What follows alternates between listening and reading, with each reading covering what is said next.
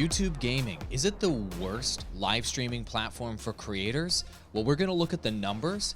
We're going to look at the top creators. We're going to look at strategies we've done to become kings on the platform. We're going to look at strategies that have ultimately died on the platform. And we're going to compare and contrast YouTube to Mixer and to Twitch to give you a complete view on whether YouTube gaming is the worst platform for live streamers right now or whether there truly is an opportunity. And if you tune into the end of the episode, we've got examples, real examples of people only streaming on YouTube, making tens of thousands of dollars per month. What's the strategy that they're using that's actually working? It's all right here in this episode of The Digital Drop, the #1 podcast for gaming creators where we help you make gaming content full-time. There could be something in this episode that could change your thinking and trigger your growth, so listen to the whole thing all the way through. My name is Andrew Wall, digital marketing executive. I appreciate you tuning in, and I'm joined as always by my wonderful co-host, Andrew Perrin, senior social media manager. How you doing, buddy?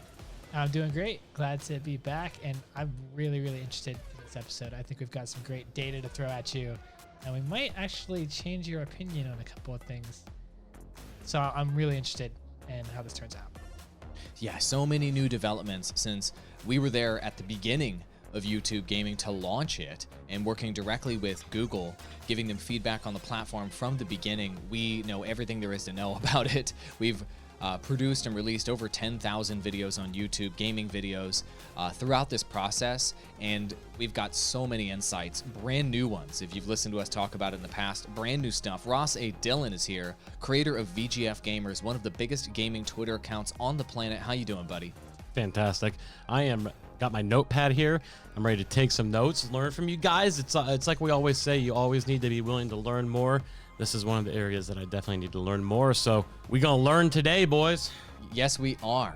And we want to thank Rode Microphones for making us sound so freaking good on this podcast. We are sponsored by Rode. All of the vocals you're going to hear during this episode have no extra post-production effects, enhancements, normalization, EQ, none of that. This is the raw sound of the Rode Procaster microphone and Rodecaster mixers that we all have in our home studios. We just turned on the onboard processing. This is the way it sounds out the box. If you like it and you're shopping for some new gear, go to our website, propodcastinggear.com. We have a no strings attached, completely free guide that contains our recommended audio equipment, including this equipment. We're not collecting your email. We're not collecting your credit card. There's no marketing BS. We're just recommending great gear that we actually use and have used to work from home and do what we love for a living, and we want to help you out. Go to our site, propodcastinggear.com, download that free audio equipment guide right now, and hopefully this gear can help you take your game to the next level and help you succeed if you're trying to make it happen on YouTube gaming. Thank you, Rode, for sponsoring this podcast and for supporting creators. Before we go into all of our insights about creating gaming content ourselves over the last 10 years on the internet, working full-time from home, helping creators go full-time, etc., even the anecdotes we're going to share about the big streamers that are successful on YouTube, the ones that made it for a bit and died, and the ones that ultimately failed. Before we get into all that anecdotal stuff, let's just look at the facts. Let's look at the numbers and where the market currently is right now. And to my knowledge, Newzoo and Streamlabs have the numbers on how viewership and hours watched and a number of creators are actually lining up here at the end of 2019 on YouTube versus Mixer versus Twitch. So Perrin, what are the facts? Let's start with the facts, and then we'll move into our opinions and kind of the strategies that are supported by those facts.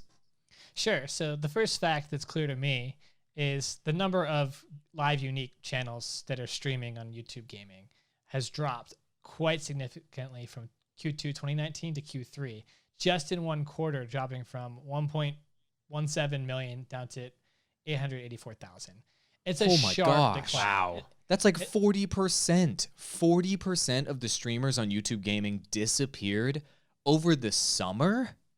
Yeah, it's big news or something. Obviously, it's triggered most YouTubers to understand that this is not the place to be anymore. I imagine due to the app being gone, due to YouTube not really supporting YouTube gaming in any way, in any capacity anymore, it's just sharply declined. The number of people YouTubers adding that to their strategy, they just cut that part of their strategy out. And this has been reflected in the total hours streamed as well. It's dropped from 12.6 million to 11.1 million. So over a million hours streamed. That's declined from Q2 2019 to Q3 2019. So just streaming gaming on on YouTube in total has just dropped significantly. So Mixer dropped from Q2 2019 from 100.9 million hours watched to 90.2 in Q3. And this is actually the first time since 2018 that it's dropped. It's been on a steady incline. It's been going up. More hours watched. Mixer's been growing. Ninja makes this deal. The hours drop. I thought that was really, really interesting. That's crazy. That's crazy because when you look at the number of channels that have moved over to Mixer in Q2 to Q3, it's insane. It went from what, 1.9 million up to 3.9 million. So you're telling me that That's 2 wild. million streamers joined Mixer when Ninja jumped over, but the number of hours watched declined? Yeah. So, I mean, here's the picture that this paints, right? I think Mixer thought that Ninja would bring his audience over and there would be a lot more hours watched on Mixer, but that actually did not end up being the case. What Ninja brought over was a bunch of streamers, not viewers. He brought all these streamers who followed the leader, and all of these streamers did not bring any audience over at all. Otherwise, it would have grown. Even if they brought one viewer over, it would have grown. You know what I mean? If they all brought one viewer, it would have grown, but it did not. So he has a bunch of people following the leader, wanting to be Ninja. He brought over a bunch of streamers who did not bring over any viewership to Mixer. So what Mixer was looking at is like a huge boon to their site. I actually think they're in a huge pickle because they've got all these streamers streaming to like no new audience. They haven't grown audience. In fact, they've declined. So Mixer being a potential opportunity, now when we're looking at the actual data, I would not say there's an opportunity here. I'd say Mixer is totally oversaturated now. Do not go there. Like do not follow in the footsteps of Ninja because it's not going to work out for you. How is this relevant to YouTubers? How is this relevant to YouTube gaming? Well, the story is clear. Everybody saw Mixer growing, potentially. Ninja went over there. Maybe that's the big opportunity. 400,000 streamers jumped off of YouTube gaming as soon as YouTube abandoned the platform. They thought Mixer was the place, and it turns out it wasn't the place to grow. This is crazy. So here's where we are right now on YouTube gaming. Here's a quick history of how we got here. YouTube launched YouTube Gaming a handful of years ago with an app and this big plan that they were going to have a separate version of YouTube that was dedicated just to gamers, and you would only see gaming content there, and they were going to double down on gaming, which was one of the biggest verticals on their platform next to music and then eventually kids. But unfortunately, they abandoned the project entirely.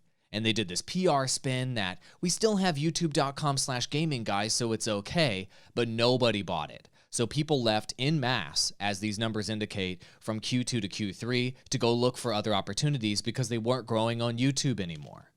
Well, why weren't they growing on YouTube doing live streams? Why wasn't that working out? Well, when YouTube Gaming launched back in the day, we were there at the launch. We were actually covered in the press as being like the face of YouTube Gaming by like Bloomberg and stuff with TGN Squadron. And there was big viewership on YouTube Gaming when it launched because YouTube was pushing live content through the algorithm when the platform launched. They were giving it a real chance.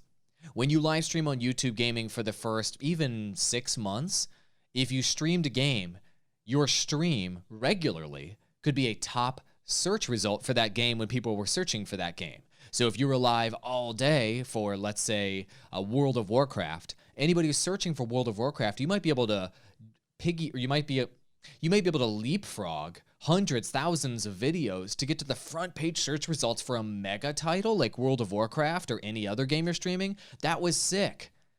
Unfortunately, over time, what the algorithm told Google, what the algorithms eventually told Google and they told YouTube is that live streams don't get clicked as much as videos on YouTube.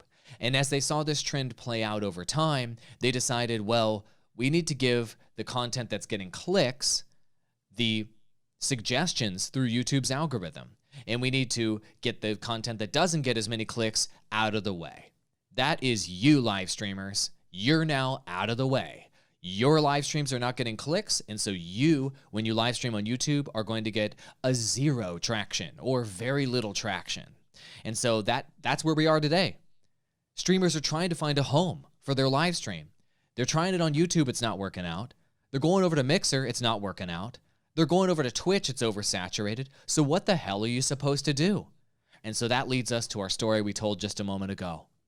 Everybody is going to follow the leader, of course. If you can't figure out how to do it yourself, you're going to follow the big guy and just copy them and hope that, like Ninja moving over to Mixer, that strategy is going to work out for you, right? You're going to ride the wave. Well, it didn't work on Mixer. So is it going to work on YouTube then? Well, there's big YouTube success stories out there like Typical Gamer. He's the king of YouTube Live and YouTube Gaming right now, and he gets tens of thousands of viewers on his live streams on YouTube. So how come all the thousands of people that are copying him right now aren't getting tens of thousands of viewers? I mean, his most recent live stream with Fortnite Season 2 got #1 trending on YouTube Gaming overall, like gaming overall on the entire platform. It got millions of views. Can you do that on YouTube? The answer is no. That's right.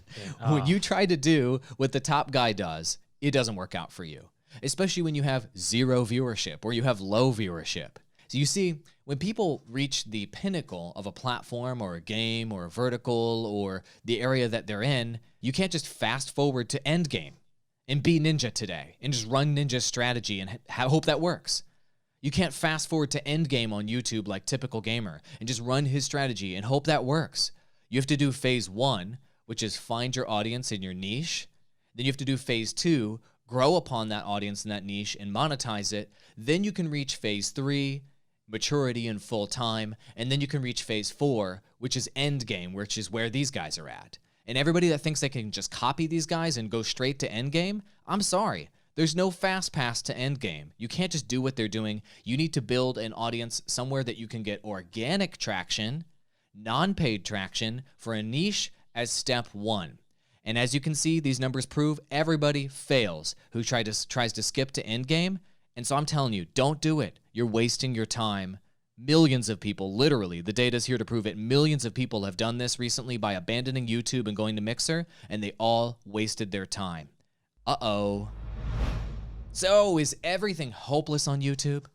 Are we telling you don't do anything? No, actually, YouTube is an amazing opportunity for gaming creators. It's still the biggest opportunity for gaming creators right now, but not to live stream on, to release videos on. YouTube is the best video platform in the world. I don't see anybody even coming close to surpassing YouTube in terms of VOD content, video on demand content, non-live content in the next 5 years. I think it's nearly impossible for that to occur. And so what you have to do is do a multi-platform strategy as a streamer, with YouTube being your foundation, where you release videos on YouTube. And if you release videos on YouTube, you can grow. You can get clicks, you can get viewers, you can get followers.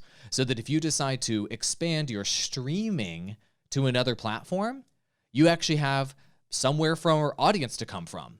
Because you aren't going to get audience on Mixer. We just showed you the numbers.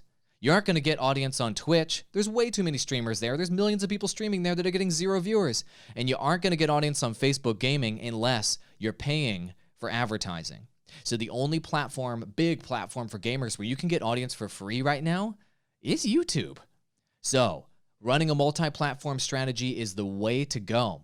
And I've been a part of or advised on in some capacity the switch to Twitch success in these cases of full-time creators like M&J TV, also former co-workers and folks I've managed like MF Pallytime have released videos on YouTube for years, grown hundreds of thousands of followers on YouTube. And when they decided to start live streaming on YouTube, it was going okay, and it was starting to decline.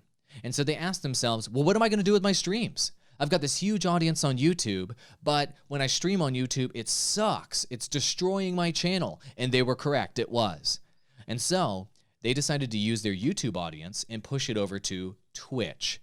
And why did they decide to do that? Well, Twitch has the most favorable monetization of any streaming platform, and it has the most viewership, potentially. And so if you have an audience that you can derive from your YouTube channel, a channel that you built from videos that are getting highly clicked, that are getting watched all the way through, getting highly searched within a particular niche, then you can drive that audience to Twitch, you can drive that audience to Mixer, you can drive that audience to Facebook Gaming, you can drive that audience to anywhere you want.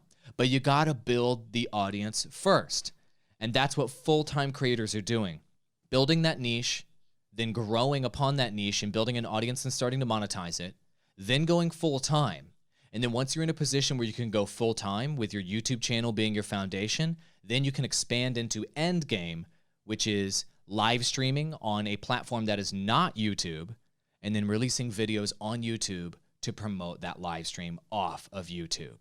And guys, what could possibly be the danger of putting all of your eggs in one basket like YouTube or Twitch or any platform? Perrin, I mean, YouTube has always worked out and it's been perfect all along, right? You can always make money. Your channel would never decline.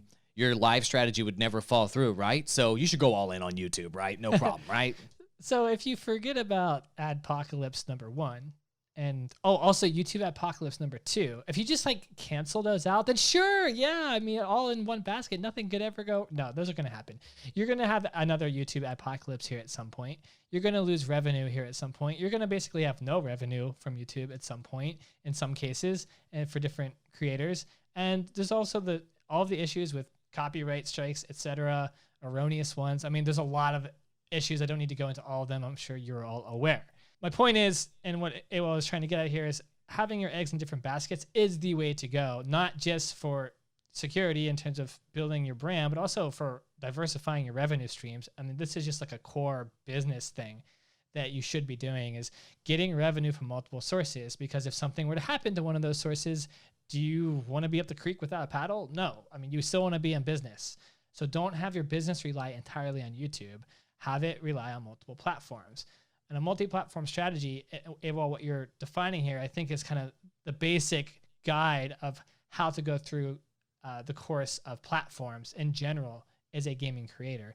And YouTube is a great place to start, build up a foundation, build up an audience there, and then diversify out your live streaming to a different platform. Now that you can drive some traffic there, now that you have some marketable ability with your brand from YouTube, you can get a concurrent audience on any one of these live streaming destination sites, which means you can get better organic traction.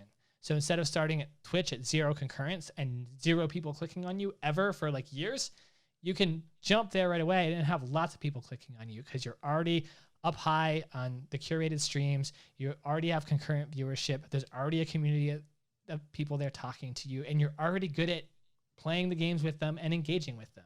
So it makes sense to diversify across different platforms. And now you've got great tools like Restream.io, which allow you to like multi-stream to different platforms at the same time. And so there are a lot of different options that are available to you once you've kind of built that ground level foundation, which can really come through on YouTube first. That's right. Guys, don't make the switch to Twitch and leave YouTube. Stay on YouTube and then diversify to Twitch. Don't make the switch to Mixer like these millions of people did, and then ultimately now they're in a empty room with nothing but creators around them. Like people are complaining on the Mixer subreddit. I've been following it for a couple years, just saying, does it seem like the only people in chat are other streamers? Yeah, it does seem that way. Same thing on Twitch, the Twitch subreddit. People talk about that. There's like a lurk for lurk thing that they're trying to crack down on, where streamers are just watching other streamers, because too many people on those freaking platforms are streamers and not viewers, right? So by diversifying, you can get real viewers on YouTube and then push them to those other platforms, not go all in on those other platforms. That is a disastrous scenario. The same thing can be the case for Facebook as well, okay? Don't switch to another platform. Keep YouTube as your foundation for the next 5 years at least. It seems like, to me, it's very clear to me that YouTube has been the king of video up until this point. It's not slowing down at all, and it's not going to go anywhere. So keep that as your foundation, gaming creators. But I promised you we would have a single channel YouTube strategy that you could potentially use if you want to both release videos on YouTube and stream on YouTube. So that's important for you to remember here. This strategy I'm going to tell you is not a live streaming only strategy on YouTube. Live streaming only strategies on YouTube will only work for the upper crust leaders at the very top that already have gigantic audiences and are the king, like Typical Gamer, it's not going to work for you. So if you want to make a YouTube gaming strategy work today that includes live streaming, here's how you do it. You live stream daily on one YouTube channel, and then when those live streams are done, you unlist them. You do not publish them to your subscribers as if it's a video afterwards. There's a checkbox you can click which will unlist the VOD version, the archive version of your stream, and it will not hit those sub feeds, and it will not be pushed to your subscribers and their notifications as if it is a video. That can help reduce damage that live streams can cause to channels. Then, how do you build your audience on that specific channel? You release VODs, videos on demand, to that channel that are extremely clickable and extremely entertaining. We're talking shorter form content, stuff in the 3 to 10 minute range that's learning content or lists, guide videos, tactical commentaries, top 10 tips, things you need to know about such and such game, okay? You can also release highlights of your live streams as videos on your channel, so that people don't have to watch the entire live stream in order to get the value, okay? So I'm talking a highlight video that's like 3 to 5 minutes long of the most entertaining moments of that particular stream with a very, very key theme running through it for people to understand and for people to click on. Take a look at Dr. Disrespect's YouTube channel as the ultimate example of that, in my opinion. And then you can run a successful VOD strategy where you take highlights of your live streams from the same YouTube channel and post it back to that YouTube channel as an edited video. But for the love of all that is YouTube algorithms, for the love of all that is YouTube gaming, do not publish live streams to your subscription feed as a video on demand. Don't freaking do it. It will destroy your channel, okay? I have built channels on that strategy, TGN Squadron and TGN Anime, and it ultimately destroyed those channels years later once the algorithms changed, okay? Those channels were supporting full-time creators. The algorithms changed. They stopped favoring live streams, guys. It stopped years ago, okay? So don't release live streams to your subscription feed, and to hit those notifications, you will destroy your channel. Unlist them, and you're good, okay? You'll get your subscribers that have come for your videos to tune into those streams. They'll give you super chats. They'll give you donations. They'll join your channel memberships. You can build revenue there. You can build community there. You get the benefits of live streaming, and then you try to reduce the damage by unlisting. Trust me on this. I know for a fact. And there are a couple channels out there that are doing this successfully. A couple Pokemon channels, a couple Nintendo channels, and also a Hollow Knight, a niche game channel that I work with recently. They're getting 100 plus concurrents in some cases, 500 plus concurrents in other cases, and they're making tens of thousands of dollars per month in some cases, and 1,000 or so per month in others, and it's working for them on YouTube, okay? So this strategy works. Only release real videos to your channel, and if you live stream, unlist. It could work out for you. I still think it's stronger to only release videos on YouTube, but feel free to experiment. Maybe you could make it work for you. I think that there's a low percentage chance that this strategy will work, but if you get the right niche, then maybe you could make it work and you could build an audience that way. So let me get this right. In your general consensus here, I mean, you've got a method of being able to stream on YouTube, but it's to not do so realistically because it can hurt your channel. I got a question about this though, because I'm looking at the data that Streamlabs has provided here, and the hours watched from in Q3 2019 on YouTube Gaming Live is the only destination. YouTube is the only destination where the hours watched is greater than the hours streamed by a significant margin. 675 million hours watched to only 11.1 million hours streamed. It's the only one where the watch time is greater than the number of streamers. Everywhere else, there's too many streamers on Twitch and Mixer, not enough watch time. How would you assess that then for the strategy? Like, it looks like there's opportunity because it's not saturated, but what would be your take there? Yes, the tides could be turning as we move into 2020, right? So it's all about aiming for the open spots. So what you're pointing out is that people that do live stream on YouTube stream for shorter periods of time. That's what this means. And when you stream for shorter periods of time on YouTube, like less than 3 hours, you're getting more bang for your buck in terms of hours watched when you stream on YouTube.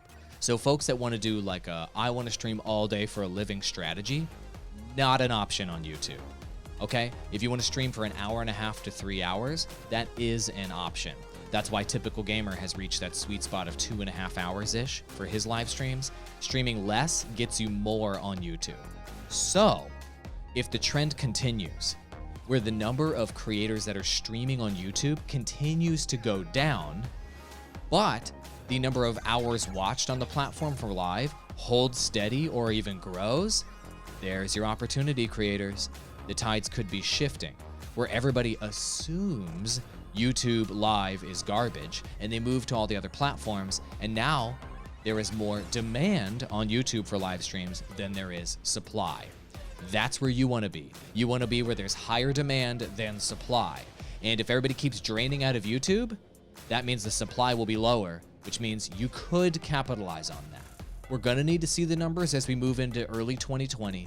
We're going to need to make sure that people are still leaving YouTube as streamers to see if this opportunity holds up. But if they do continue to leave YouTube, that's something to keep an eye on. And we're going to give you an update on YouTube gaming next year for sure, once we have the updated numbers, okay? So keep an eye on it. And if you do stream on YouTube, stream for shorter periods of time. Long-form live streaming, not an option at all on YouTube. It just does not work. The algorithm will not push it. It will look at the length of that video and go, nope, and you're not getting any recommendations. Thank you so much for listening to the Digital Drop podcast. I hope that at least one thing we told you here helped. And if it did, subscribe on the podcasting platform of your choice. We're also going to be releasing these on YouTube. Be sure to subscribe. It could be the one thing that changes your trajectory and makes this dream of going full-time a reality. So subscribe. Don't miss these weekly episodes. We're doing this for free to help you, okay? Thank you so much to Rode Microphones for sponsoring us. Go out there, go experiment on these different platforms. Test YouTube. Keep an eye on the facts. Don't follow the crowd. Don't follow the leader. Good luck, creators.